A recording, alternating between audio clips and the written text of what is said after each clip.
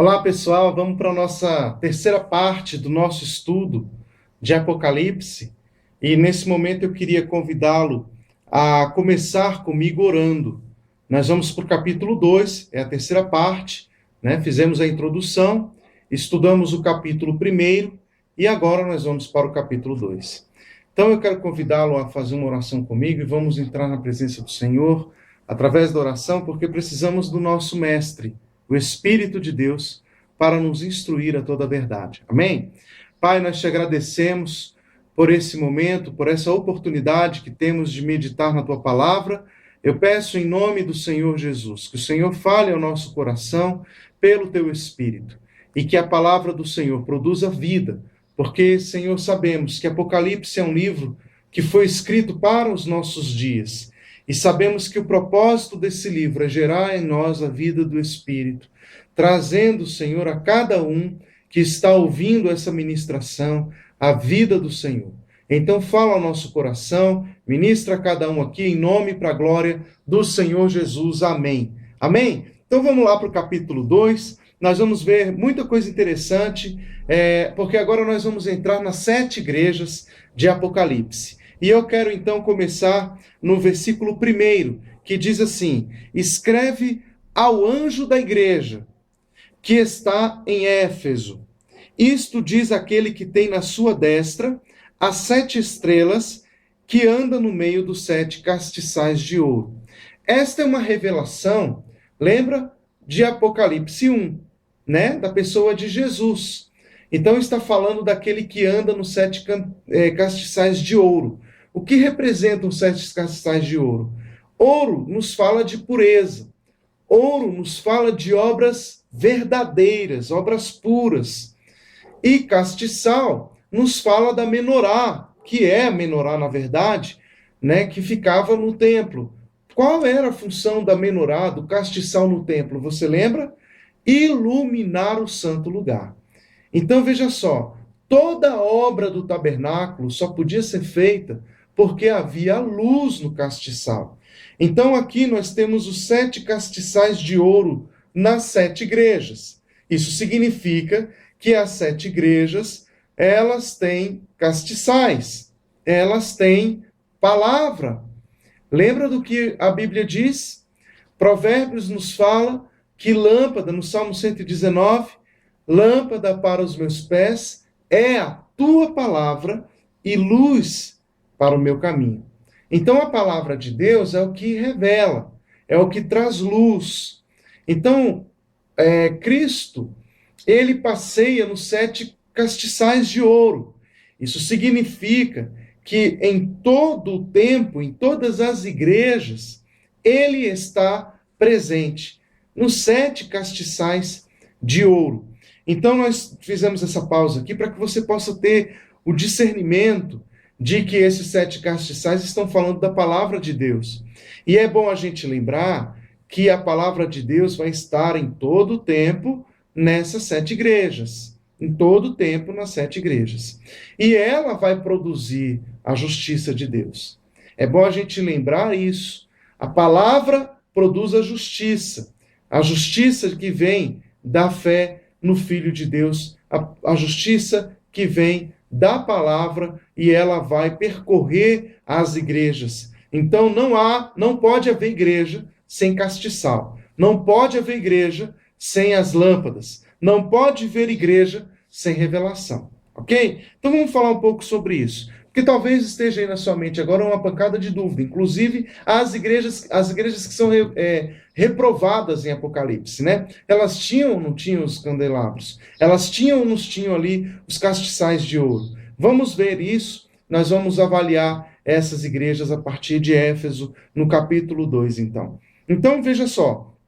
O verso 2 diz assim: eu sei as tuas obras, e o teu trabalho, e a tua paciência, e que não podes sofrer os maus, e puseste à prova os que se dizem apóstolos, e não são, e tu os achaste mentirosos. Sofrestes e tens paciência, trabalhaste pelo meu nome, e não te cansaste. Tenho, porém, contra ti que deixaste o teu primeiro amor. Lembra-te, pois, de onde caíste, arrepende-te, pratica as primeiras obras, quando não, brevemente a ti virei e tirarei do seu lugar o teu castiçal, se não te arrependeres. Tens, porém, isto, que aborreces as obras dos nicolaítas, as quais eu também aborreço. Quem tem ouvidos para ouvir, ouça o que o Espírito diz às igrejas. Ao que vencer, dar-lhe-ei ou dar-lhe-ei a comer da árvore da vida que está no meio do paraíso de Deus. Então é interessante essa igreja, porque ela é a primeira igreja da Ásia a ser citada aqui, né, na carta de Paulo. Essa é a primeira carta, a primeira igreja. Por que Éfeso foi escolhida a primeira igreja? É bom a gente lembrar que essa cidade existia e esta igreja existia em Éfeso. A igreja de Éfeso era uma comunidade de santos que se reuniam lá, judeus e gentios. Era importante a gente lembrar isso, que no início da igreja, os judeus, em via de regra, eram os que ensinavam a palavra de Deus para os gentios. Por quê? Por causa de Atos, né? Em Atos, os judeus recebem o Espírito Santo e eles saem de Atos para as suas cidades para proclamar o Evangelho. Então, quando a comunidade surgia fora de Jerusalém, geralmente haviam judeus lá, porque a igreja não nascia dentro de templos gregos, e nem templos romanos. Ela nascia dentro das sinagogas. E haviam, então, formação de sinagogas. Foi o tempo em que o judaísmo também deu um boom, né, no mundo. Eles começaram a crescer, a se expandir para fora de Jerusalém. Foram para a África, foram para a Ásia. Então, mesmo havendo a perseguição, era por isso que eles eram também perseguidos, porque eles estavam tendo crescimento através do cristianismo. Então, ser cristão, os cristãos naquela época, eram praticamente um braço do judaísmo, no início. Então eles achavam, os judeus, que para ser cristão, necessariamente, você tinha que ser primeiro judeu. Entende? Por isso eles vão querer brigar pela circuncisão e vão querer judaizar os gentios. Mas o que nós vamos ver aqui é que João ele está escrevendo para a Ásia. Isso significa, para Éfeso, isso significa que, embora ele esteja escrevendo para uma comunidade da Ásia, ele estava escrevendo dentro de um contexto judaico, porque era assim que a igreja estava entendendo a palavra de Deus. Então, é importante a gente entender esses detalhes para que a gente possa entender o que, na verdade, João está querendo comunicar.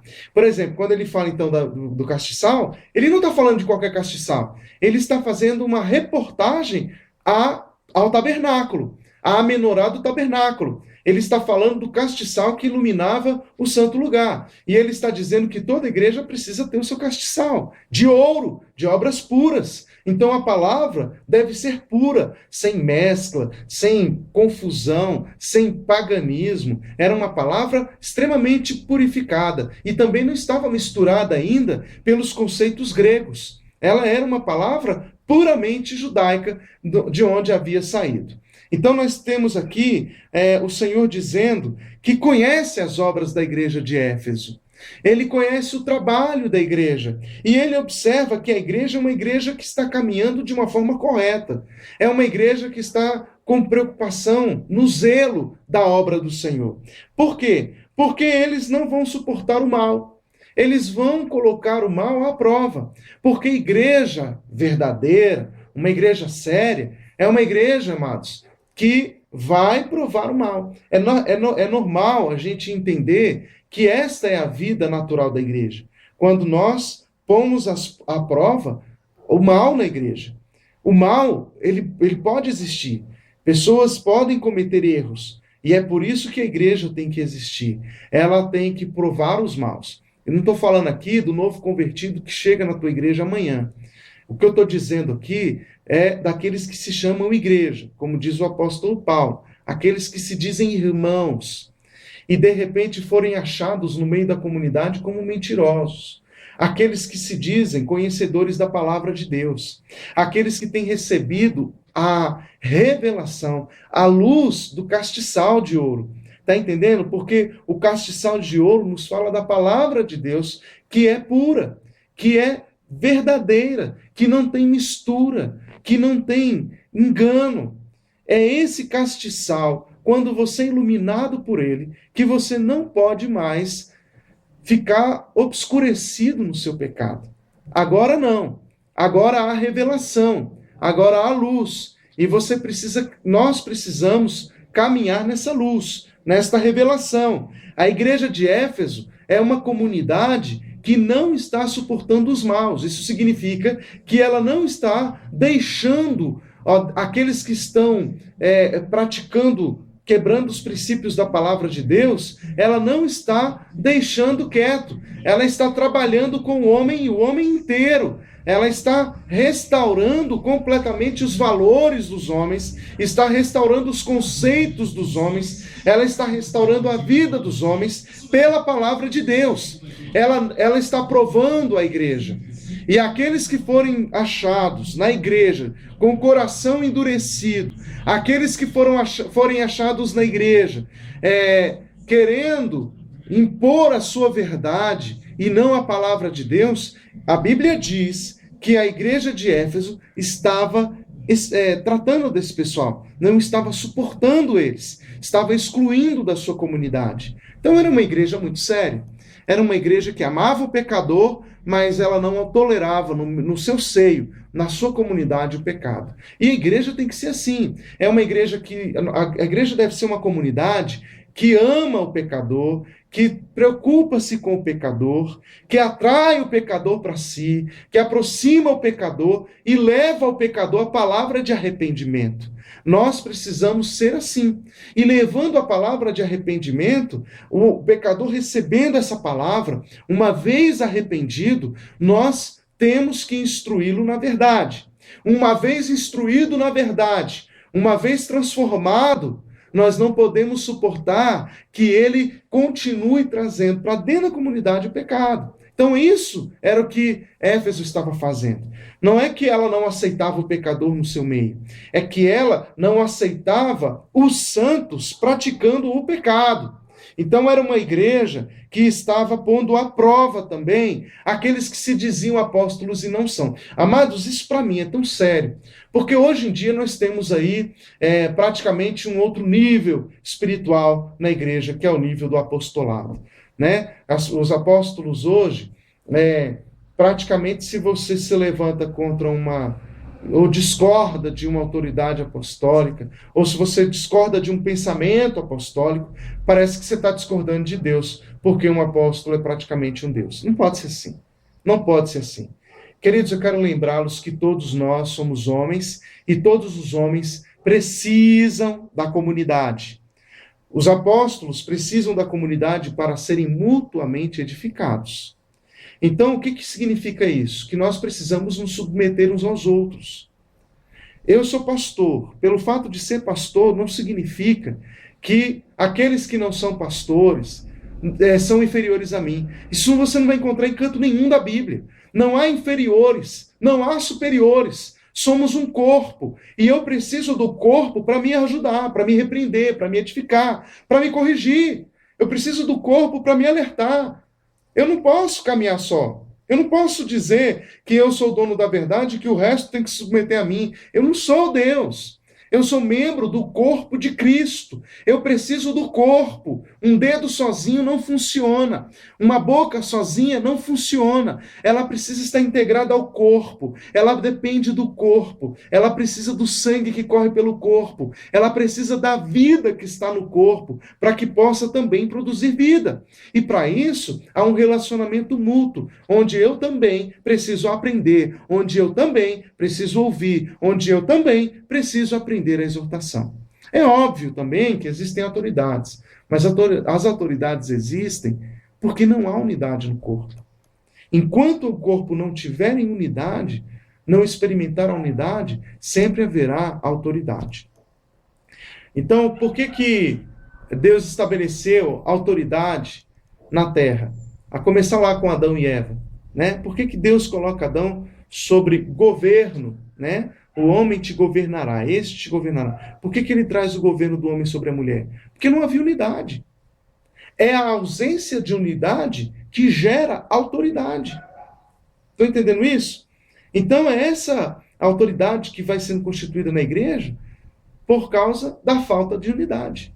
Por isso que Paulo vai dizer que Deus estabeleceu uns apóstolos, outros profetas, outros evangelistas, outros pastores, outros mestres, com vistas ao aperfeiçoamento dos santos. Até que, ou seja, eles são autoridades, existem pastores, profetas, evangelistas, apóstolos, mestres, até que todos cheguemos à unidade. Está lá em Efésios capítulo 4.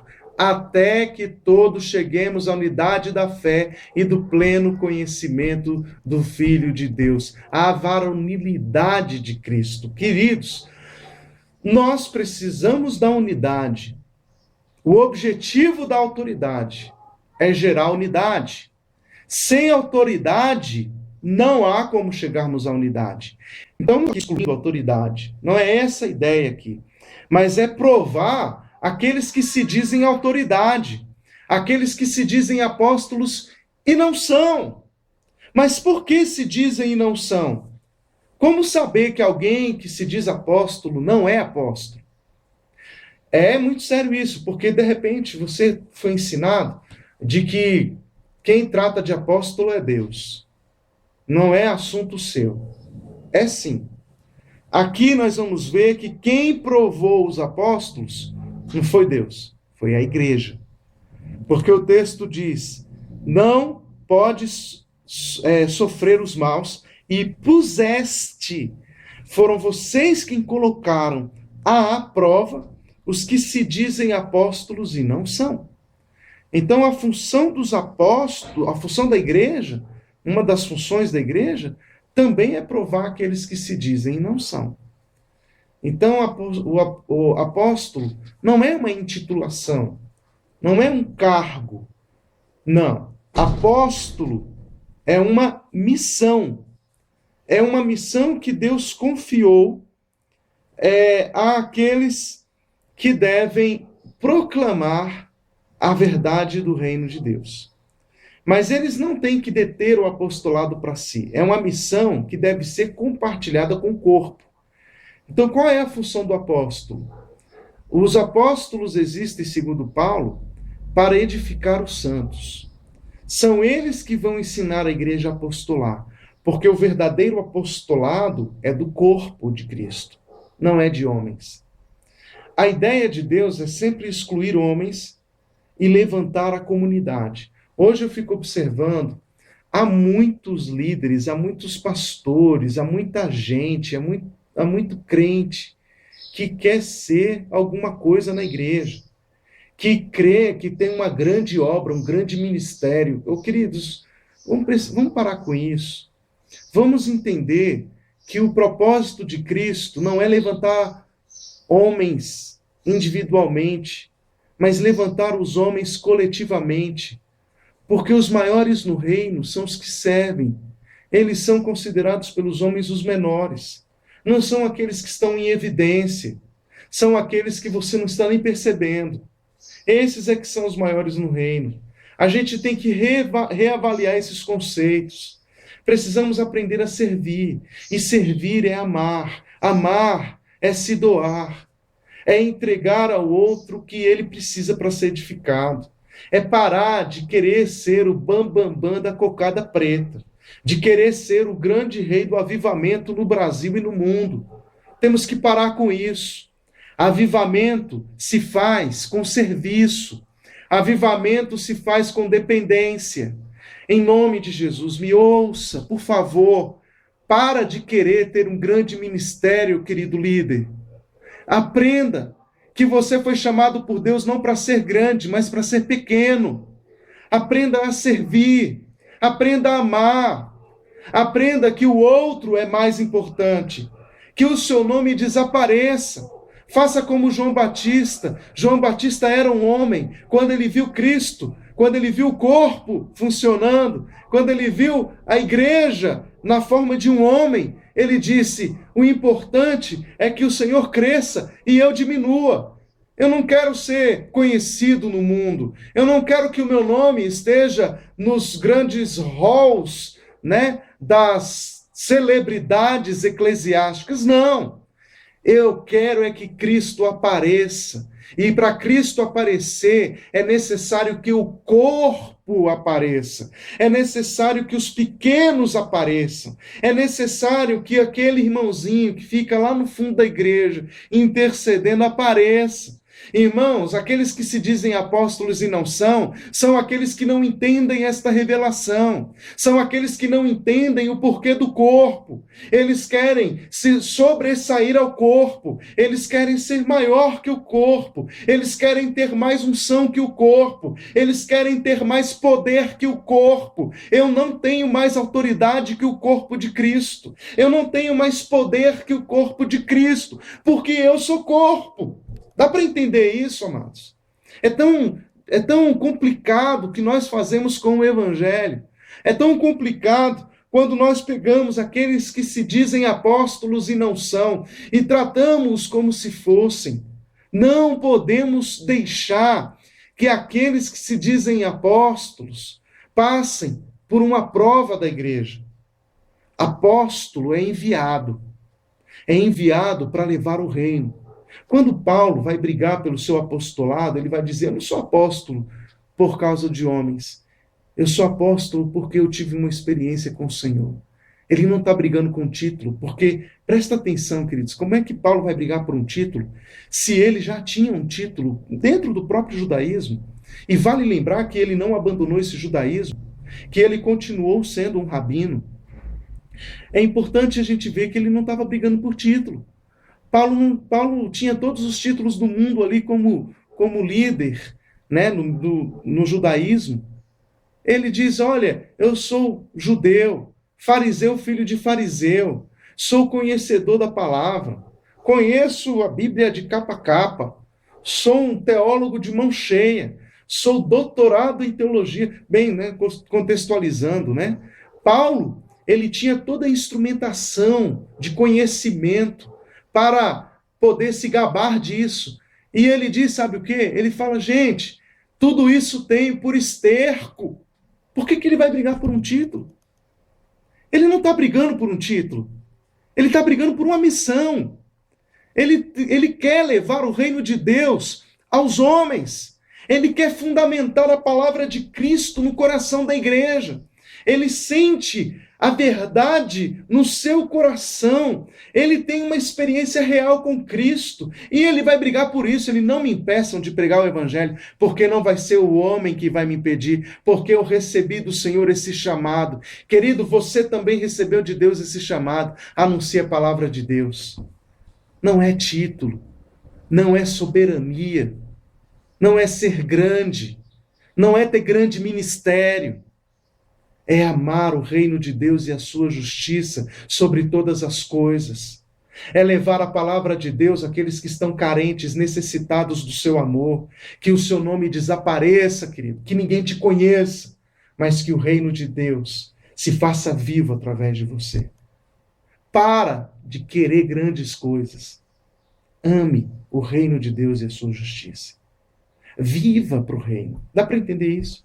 Bem, continuando, nós vamos ver que a igreja, ela não só prova os apóstolos e ela repreende ou reprova aqueles que não são, porque os acharam mentirosos, mas diz aqui também que é uma igreja que sofre, que tem paciência. A igreja de Éfeso é uma boa igreja, porque ela luta pelo que crê, ela está sofrendo pelo que crê, ela está tendo o zelo do reino no seu coração. É uma igreja que, se você chegar lá, você não vai ver diferença nenhuma. Porque você vai falar: puxa, mas que igreja maravilhosa, que igreja boa. Tenho certeza que era o lugar onde você queria estar. Porque você ia ver uma igreja praticamente perfeita. Ela não está aceitando o pecado no seu meio, ela trata com o pecador, ela está tratando com seus líderes. É uma igreja que sofre por amor ao evangelho. É uma igreja que está exercendo a paciência do amor. trabalha pelo nome do Senhor incansavelmente, porque a Bíblia diz que eles não se cansam. Então eles estão trabalhando ali, pelo reino. Eles estão fazendo tudo pelo reino de Deus. Estão lutando ali pelo reino. Há amor na vida desses irmãos. Há produtividade. São irmãos que estão gerando fruto de amor, de dedicação. Mas olha só que coisa interessante. O Senhor encontra algo errado na igreja. Eu acho isso fabuloso. Não achar errado alguma coisa na igreja, mas eu acho fabuloso o que o Senhor encontra, porque isso aqui nos fala que há um castiçal que está provando as nossas obras o tempo inteiro. Tudo que você está fazendo, querido, está debaixo da luz do castiçal. Está debaixo da luz da menorá. A palavra de Deus é que está observando tudo que nós estamos fazendo. Estou trabalhando essa ministração com você, mas tenha certeza de que há uma luz refletindo sobre a minha vida, avaliando o que está no meu coração, avaliando as minhas palavras. E no fim, essa palavra, essa revelação vai dizer que é o Senhor dizendo: tenho contra ti que abandonaste o primeiro amor.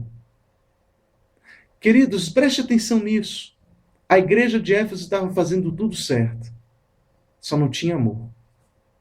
Ela tinha obras de amor, ela tinha cara de uma igreja de amor, ela tinha jeito de uma igreja que amava, porque ela tinha paciência.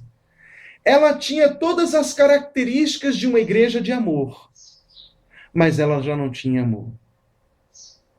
É interessante isso, porque o que move a igreja é o amor. Porque a Bíblia diz que Deus é amor. A centralidade da igreja é o amor, porque o amor se fez carne.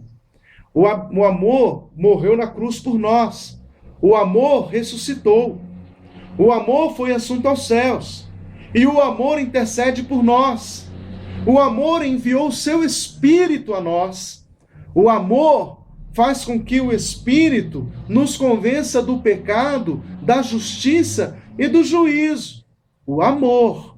A centralidade do reino é o amor. Se há uma definição de Deus na Bíblia, é a definição do apóstolo João, que diz que Deus é amor. Então, o amor é a centralidade. A igreja se fundamenta nesse amor. Éfeso se construiu nesse amor. Éfeso aprendeu a viver praticamente a sua vida prática pelo amor. Mas acontece que o amor sumiu. Foi abandonado, deixado para trás. O que significa isso? Deus está dizendo: a tua coluna dorsal não existe. Você se tornou um ser invertebrado. Porque agora você não tem mais a sua base. Você não tem o seu fundamento. Você tem cara de que é, mas não é. Queridos, é importante a gente entender que depois eu quero falar sobre essas 7 igrejas juntas. Mas antes da gente falar sobre essas 7 igrejas juntas, a gente precisa entender a característica de cada uma. E eu queria que você guardasse isso. A igreja de Éfeso é uma igreja que perdeu o amor. Aparentemente, não há consequência nenhuma aqui dessa falta de amor. Você não vai ver na prática, na vida, no relacionamento da igreja, nenhum prejuízo. Você vai ver que eles têm cara de amor, eles têm características de amor, eles continuam botando à prova os que se dizem apóstolos e não são, eles continuam com o zelo do Senhor, mas eles não têm mais o amor. E aí é que está o problema, porque alguma coisa precisa substituir o amor. Não é verdade? Alguma coisa precisa sustentar essa igreja. Se não há amor, o que está sustentando ela? Qual é o fundamento dela? Qual é a base? Qual é a centralidade dessa igreja? Talvez eles não percebam na prática. Talvez se olhasse uma igreja que amava e Éfeso, você fala: mas eles estão fazendo as mesmas obras. Não dá para ver. Não dá para julgar na comunidade quem de fato ama a Deus e quem não ama por um sentimento. Não dá para você olhar. Não dá para você avaliar. Porque eu posso ter ações de amor, mas sem amar. Eu posso ter atitude de quem ama, mas não amar. É isso o que nós vamos ver aqui em Éfeso. E aí ele vai dizer: lembra-te de onde caíste. Porque quando perdemos o amor, é porque entrou o pecado. O pecado tira o amor da igreja. Irmãos, não adianta a gente dizer, mas que igreja linda que ama, mas se houver pecado nela, na verdade não há amor. Se essa igreja está imbuída no pecado, se ela está lameada pelo pecado, se há pecado na sua liderança, se há pecado na sua vida, se há pecado nos seus relacionamentos, se há pecado, não há amor. Você pode ter obra de amor. E o grande problema é que a gente fica pensando assim, não, mas como eu estou fazendo aqui, ó, eu faço igual quando eu fazia antes. Não, toma cuidado. Porque a igreja de Éfeso estava fazendo igual fazia antes. Só que eles perderam. Abandonaram o primeiro amor. Por isso, o Senhor diz, olha, na revelação está claro. A palavra entrou. Está sendo luz. Não há vida. Não há amor. Vocês estão com cara de quem ama, mas não tem amor. Vocês têm jeito de quem ama, mas não há amor. Por quê? Porque entrou o pecado. O pecado é a maior prova de que não há amor. Lembra-te de onde caíste. É engraçado porque ele não começa dizendo, depois que ele fala sobre a ausência do amor na igreja, ele não vai dizer arrepende-te, mas ele vai dizer lembra-te de onde caíste. João está falando, detecte o problema aí, querido. Observa lá onde foi. Fique atento onde foi que te separou do amor. Qual foi a obra que te separou do amor? Qual foi o interesse que levou você a abandonar o amor? Porque se você abandonou o amor, é porque houve uma troca, concorda comigo? Abandonamos o amor por trocas. Alguma coisa para nós foi mais interessante do que o amor. Não quisemos abandonar a prática do amor, mas nós abandonamos a essência do amor. Pode haver igreja, e aqui nós vamos ver uma, né, que é a de Éfeso, que tem cara de amor, mas ela abandonou o amor. Lembra-te de onde caíste. O que foi mais interessante para você? O que você trocou pelo amor? O que você deixou para trás? Arrepende-te. É tempo de arrependimento. É tempo de vermos a igreja colocando o seu joelho no chão, chorando, se humilhando na presença do Senhor, porque nós queremos ser os grandes detentores de avivamento. Queridos, estou falando isso por causa do Brasil. No Brasil, se você for para qualquer igreja, todo mundo é o mais dono da verdade. Mas cadê a igreja que se humilha, que se ajoelha e diz, Senhor, pecamos contra o céu, pecamos contra o Senhor, temos procedido perversamente porque abandonamos o primeiro amor. Nos perdoa, Senhor. Arrepende-te. Arrepende-te. Nós estamos falando isso de comunidade, mas também devemos falar isso da individualidade. Porque você que está me ouvindo agora, você é igreja. Você faz parte desse corpo. Você está inserido nesse corpo. A igreja de Éfeso, ela abandonou o primeiro amor. Porque ela pecou. Você está pecando? Há pecado em você? Arrepende-te. Lembra de onde você caiu. Volta atrás. Por favor, ouça o que estou lhe dizendo. Quem tem ouvidos para ouvir, ouça. Conserta hoje a tua vida. Para de pensar em grande ministério. Para de pensar em grandes obras. Num grande chamado. Para com isso. Olha para você. Arrepende-te. Bem, tens, porém, isto. Há uma qualidade nessa igreja. Aborrece as obras dos nicolaítas. Quem são os nicolaítas? É importante a gente entender que os nicolaítas têm a sua origem aí, né, numa heresia que se formava ali no final da época dos apóstolos. E havia muitos falsos mestres deturpando o castiçal, a pureza da palavra, da doutrina de Cristo e dos apóstolos. Essa doutrina dos nicolaítas, ela foi sendo concebida, ela concebeu uma ideia de uma casta especial e superior na igreja. Olha só, era uma casta de gente que se achava mais que os outros. Era o chamado clero, né? Então, indo além disso, foi se formando uma ideia de uma hierarquia eclesiástica dentro deste mesmo clero, os nicolaítas. Então, há uma grande probabilidade lógica e histórica de que estes nicolaítas, dos quais muito pouco a gente vai saber deles na Bíblia, eles são os formadores de um pensamento de estruturação e hierarquia eclesiástica. E aí nós vamos ver que essa ideia eclesiástica nossa dos nicolaítas.